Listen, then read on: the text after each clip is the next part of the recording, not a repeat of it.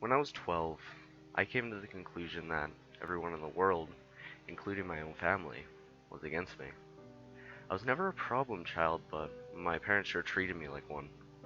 For example, I used to need to be home by 5 p.m. every day. This clearly restricted my amount of playtime outdoors. I wasn't allowed to have friends over to play at the house, nor was I allowed to go to anyone else's. I had to finish my homework directly after I came home from school, no matter how long it took. My parents refused to buy me video games and forced me to read books and then write a book report on them to prove I actually read it. Now, even though those rules listed above were quite frustrating to me as a child, they weren't what upset me the most. What really hurt me was the lack of compassion on behalf of my parents. My mother was a bitter woman who always made me feel guilty of accidents or mistakes I've made. My father only knew one emotion: frustration. The only time he spoke to me was when he screamed at me for receiving poor test scores or beat me for misbehaving. But enough about them. Let's talk about my school's psychologist. For his own privacy, we will call him Dr. Tanner. Like most junior high schools, a psychologist is always available on campus during school hours to assist any students in need of counseling, whether it's emotional, academic, social, behavioral, etc. To be honest, I've never seen any students talking with Dr. Tanner. Every day I would walk past his office on my way to the cafeteria and peek through the door's little window. He would always be alone in there, working on some paperwork. I guess that most kids were too afraid to speak about their problems to an adult who was practically a stranger. For this reason, it took me 3 weeks to muster enough courage to go into his office. March 2nd, 1993, was the day I decided to voice my troubles to Dr. Tanner. During lunch break, I stood in front of his office door and knocked. Through the window, I could see him raise his head, smile, and motion for me to come in. I did. He greeted me by introducing himself and asking for my name. Dr. Tanner was a very soft-spoken man who seemed to radiate kindness. In less than 30 minutes, I rambled to Dr. Tanner about how mean my parents were to me and how they didn't care about me at all. After a while, my voice began to quiver and I stopped talking. The psychologist listened patiently to my whole spiel, arms folded and head nodding. I half expected him to begin talking about how everything I had just said was untrue and that my parents loved me dearly and blah blah blah. But he didn't. Dr. Tanner leaned towards me with a grin on his face and said, "You know, I'm the best school psychologist in the world. I promise we will fix this." I rolled my eyes. "Okay, but how?" I asked. "I have my ways," he replied. "I'm a man of my word. I promise that within just 1 month, the relationship between you and your parents will change for the better, forever." After a brief pause, he continued, "Although you do need to make me a promise. You have to promise me that you'll come back to my office after school tomorrow, and that you won't tell anyone that we had this conversation today. It'll be our little secret." I promised. The following day, I returned to Dr. Tanner after school. It was around 4 p.m. when I entered his office. After a warm welcome, he asked me to have a seat in front of his desk once again. Upon sitting down, I watched Dr. Tanner close the blinds to the door's tiny window. "There," he smiled. "Now we have all the privacy we need." We began to talk about my likes and interests, my favorite subjects in school, my least favorite teachers, and things of the like. About an hour into the conversation, Dr. Tanner offered me a soft drink. I gladly took the offer, considering my parents never allowed me to drink soda. Dr. Tanner reached over to his mini fridge and fidgeted around before setting down 2 open cans of soda on the desk. Afterwards, we continued to talk about what was going on in my life, but it wasn't long before I passed out from whatever drugs Dr. Tanner placed in my drink. It took me a minute or so to adjust my blurred vision upon awakening, and when I did, I had no idea what to think. I was handcuffed to a bed and my mouth was sealed with duct tape. I immediately began to panic, squirming and tugging at the cuffs, but gave up soon after. My eyes widened in disbelief after looking around the room. There were posters of superheroes pinned up along the walls and photographs of famous athletes on the shelves. In the middle of the room was an old television and Super Nintendo, various game cartridges stacked alongside it. I didn't know what to think. Here I am in a room filled with items most kids would die to play with. I would have probably cried from joy hadn't I been handcuffed to a bed frame. My stomach sank once again as the door opened and Dr. Tanner walked inside. He sat down on the edge of the bed. "Now listen," he said.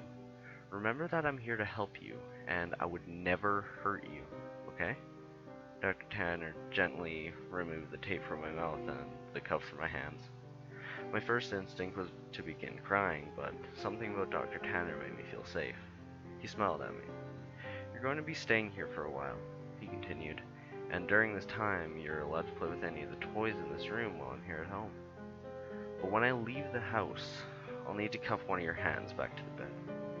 You can still watch the television, but I want you to only watch the news channels when I'm away." I sat in silence, still trying to process the information he had given me. "So," Dr. Tanner yipped, slapping me on the knee, "you go ahead and knock yourself out. I'll be back when it's time for dinner." He got up from the bed, walked across the room, and clicked the TV's power button before locking the door behind him. Several more minutes passed before I realized that Dr. Tanner wasn't joking. All that was left for me to do was to boot up the Nintendo and play Mario until nightfall.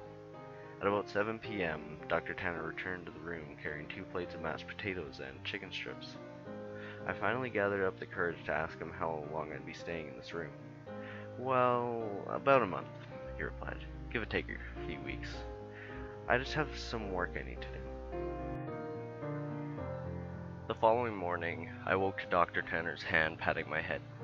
"Hey, bud, you don't have to wake up right now if you don't want, but I'm gonna need to put this back on," he whispered, clasping the cold steel handcuff onto my wrist. I gazed up at him. He was wearing a collared shirt and slacks, a coat draped over his shoulder, and a suitcase at his side. He looked just how he always did when I saw him around school. Before leaving, he placed the TV's remote next to me and told me to turn on and watch the news. The first thing I saw upon turning it on was a breaking news segment. An important-looking police officer stood at a podium surrounded by people with microphones. I happened to begin viewing halfway through his speech. "A statewide Amber Alert has been issued as of this morning. We have several investigators working towards identifying potential abductors, but as of right now, there is not such evidence. Faculty members state that a boy had been last seen around 4 or 5 in the evening on." I began to feel nauseous as a photograph of me appeared on the screen. It was my yearbook picture from last year. Captions for the photograph displayed my name, age, my school, and my town. Above my picture were alternating titles: FBI begins search for child, and kidnapping a suspect unknown, and potential runaway. The live footage continued, and 2 figures I soon recognized as my mom and dad stepped up to the podium. Both appeared to have reddened eyes. Tears streamed down my mother's face as she took hold of the microphone. I'd never seen so much emotion come from my mother before as she wept on live television, stuttering on sentences such as, "Please return my baby back to me," and "I'm so sorry," and "Please come home to us." When my father took the microphone, I nearly expected his attitude to be stone cold, but he too had tears in his eyes. He pleaded to the world to bring his son home safely, and lastly begged for my forgiveness. "I know I haven't been the best father, but goddamn do I wish I had been now. Please, bring my boy back." I turned the power off shortly after. My emotions were mixed, for I had never once seen my father cry. I felt miserable that my parents were being put through so much, but at the same time, I felt relief. I now know how much my mom and dad love me. Nearly 4 weeks have passed, and Dr. Tanner has been treating me with the utmost respect. He leaves me in the morning cuffed to the bed frame, but returns in the afternoon to eat lunch and dinner with me, talk, and play games. I never would have guessed how good Dr. Tanner was at Monopoly and Scrabble. But one morning when Dr. Tanner woke me before heading off to work, I noticed a stern look on his face. I also realized that it was 3 hours earlier than when he usually wakes me. "You need to watch the news today. No exceptions. I want you to keep the television on all day and pay close attention to it," he stated grimly. I, of course, complied and watched him exit the room. About 2 hours later, a breaking news segment interrupted the toothpaste commercial I was watching. The title, "Human Remnants Found." 2 staunch-looking men in suits stood aside one another and began speaking. "We are displeased to bring up such unfortunate news this morning regarding our missing child case from earlier this month." One of the men bowed his head while the one speaking shuffled through some papers. He continued. Remains of a body has been found in a garbage bag beneath a highway overpass. The body appears to be that of a child, although not much of it is left. The body has been decapitated and much of it has been burnt to ash and bone. The screen shifted over to a helicopter view of the freeway.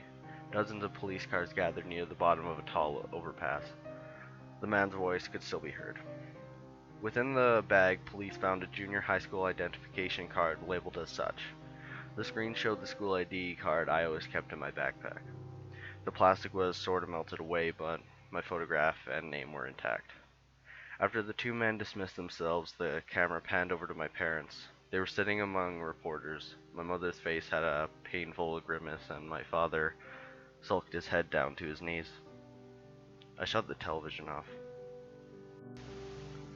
Dr. Tanner returned home very late. He hurried into the room, unlocked my cuffs, and placed a bottle of fizzing water into my hand. He placed his hands onto my shoulders and smiled. I made you a promise, didn't I? I nodded, tears squeezing their way out of my eyes. You need to make me a promise again, he whispered. He told me that I need to drink all the water in the bottle. It would help me sleep, and that from here on, I'm never to tell anyone that I ever met him. I promised. I told you I'm the best school psychologist in the world, didn't I? And he was right.